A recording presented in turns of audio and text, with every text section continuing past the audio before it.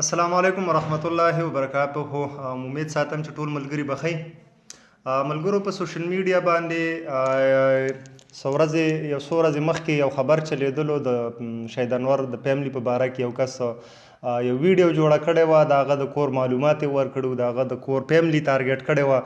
نو یقینا چې داسې کول نه پکار، لکه کم کس چې دا ویډیو جوړه کړې ده د ځان د فیمس کېدو دپاره جوړه کړې ده، یا د کس معلومات نو په خپله باندې چا وله دا انفرمیشن غلط ورکړی دی، خو د دغه شهید انور د کور په باره کې د چې کومې دا خبرې کړي دي، دا کومه ویډیو د جوړه کړې ده، یقینا چې دا ویډیو هر چا کتلي، ما هم کتلې ده، چې نور ملګرو به هم کتلي، ډېرو ملګرو به کتلي. نو یو کس به هم پرې داسې نه ویلي چې یاره دا یې ښه کار کړی یا ښه وویلي. هر یو سړي به پرې تنقید نه ډکې خبرې کړي، هر یو سړي به پرې تنقید کړی. نو داسې کول نه پکار چې چا کور ټارګټ کړي، د چا مور ټارګټ کړي، د چا خور ټارګټ کړي، د چا ورور ټارګټ کړي. د ځان د فیمس کېدو دپاره هېڅکله داسې کول نه پکار چې یاره د خپل ویوز دپاره، د خپلو لایکسو دپاره د چا کور ټارګټ شي، د یو کس نوم بدنام شي.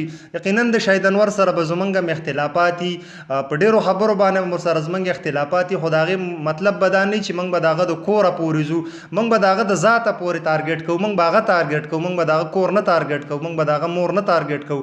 هغه دغه کومې خبرې چې کړي هغه هم تاسو سره شیر کوو. تاسو دغه خبرې واورئ، دغه په باره کې چې د شهید انور دغه کس په باره کې چې کومې خبرې کړي دي، دغه خبرې تاسو واورئ، بیا سره یو څو خبرې پر لار راځم او خبرې به سره کوم. که دا ویډیو زما د ذاته پورې وای نو زه چاله سپوله جواب نه ورکوم، خو په دې ویډیو کې د زما ابۍ ټارګټ کړي دی چې هغې ټول عمر په جانماز تېر کړی دی. موږ 15 وروڼه یو. نو تا چې کوم انفارمیشن ورکړي دي وایي انور په ګوته نه پټېږي. زما د پلار خورشید انور نوم دی، زه د کالا کلي یم او 15 وروڼه یو. د مشر ورور مې سهیل انور نوم دی، د هغې نه ورپسې فیصل انور دی، بیا پسې سعید انور دی، بیا پسې زه یم شاهد، بیا زما نه ورکوټی نوید انور دی. او زما مور ته زما کلي ته لاړ شه، د بیجي تپوس وکړه، زما مور ته خلک بیجي وایي، هغې ټول عمر په جانماز په ختمونو کې تېر شه. ملګرو تاسو به دا ویډیو کتلی، د شهید انور دا خبرې به مو اورېدلي، د شهید انور چې کوم مقصد و هغه به هم تاسو ته ښودلی. هر یو سړی د خپل کور په عزت باندې ډېر خفه کېږي. که د یو سړي د ذاته پورې خبرې، لکه څنګه چې شهید انور وویل چې یاره زه د خپل ذات دپاره ما باندې چې څوک خبرې کوي د هغه له زه جواب نه ورکوم، خو نن هغه مجبوره شولو دې کس له جواب ورکړلو. ولې مجبوره شولو؟ په څه مجبوره شو؟ په دې باندې مجبوره شو چې د هغه پاکه مور، د هغه پاکه خور خلکو ټارګټ کړله، د هغه ورونه خلکو ټارګټ کړله. نو هغه خو په کار داسې وه چې یاره دغه یې ټارګټ کړی وی، ده ته یې سپکې ویلې وې، چې هر څه یې ویلې، شهید انور ته به یې ویلې وې، د ده کوره پورې به دا خبره نه تللې چې یاره د هغه مور یې یاده کړله. هغه وویلې چې یاره زما مور چې کوم دی په دغه کلي کې د چا نه تپوس وکړه چې هغه د پاکه بیبي ده، مونځګزاره ده، په تلاوت کوي، سبقونه وایي، مونځونه کوي.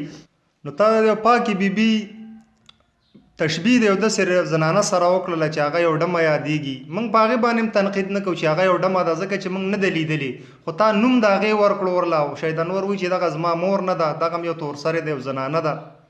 نو زما گزارش دی د خپلو فیمس کېدو دپاره، زمونږ پښتانه چې کوم دي دا په د ځان د فیمس کېدو دپاره به کله یو ډرامه شروع کړي، کله به بله ډرامه شروع کړي. تاسو خان بابا ته وګورئ، په دې دومره غټه تنه باندې کله به یو ټوقه، کله بل، کله مردان پهلوان دی که څه بلا ده، هغه ته وګورئ، هغه به هم ځان د فیمس کېدو دپاره دغه خپل ځان سپکول دي. نو مه کوئ داسې کارونه، د یو ښه سوچ او یو ښه فکر او یو ښه پیغام پښتنو له ورکوئ، د چا خور، د چا مور دا برناقه مه ټارګټ کوئ. السلام علیکم.